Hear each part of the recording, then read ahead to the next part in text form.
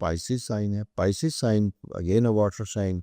इसको हम देखते हो तो क्या होता है, ड्रीमी, इमोशनल, स्पिरिचुअल, खामोशी के साथ काम करने वाले लोग होते हैं, वेरी सक्सेसफुल पीपल।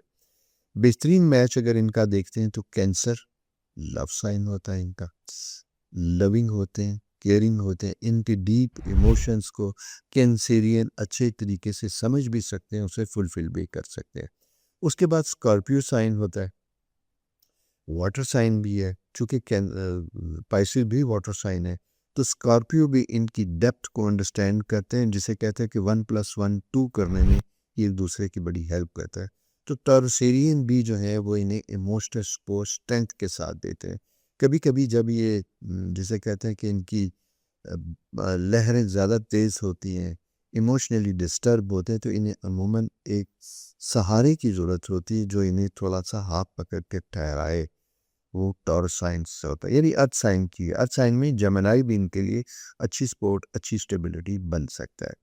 तो ये 3 साइन इनके लिए अगर हम कहते हैं, जनरली कहें तो वो ज़्यादा बेहतर होते हैं। इन 3 साइन में जैसा मैंने कहा कैंसर, स्कॉर्पियो और टॉरस।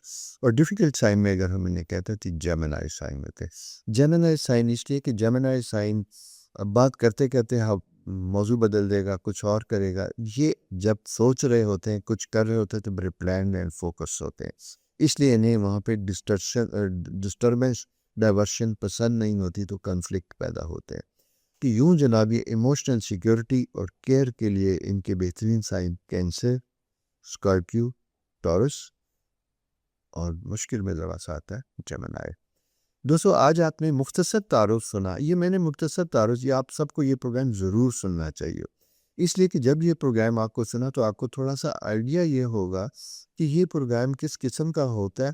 और इसके बाद जब आप इंडिविजुअल अपने मैच के साथ अपना मैच सुनेंगे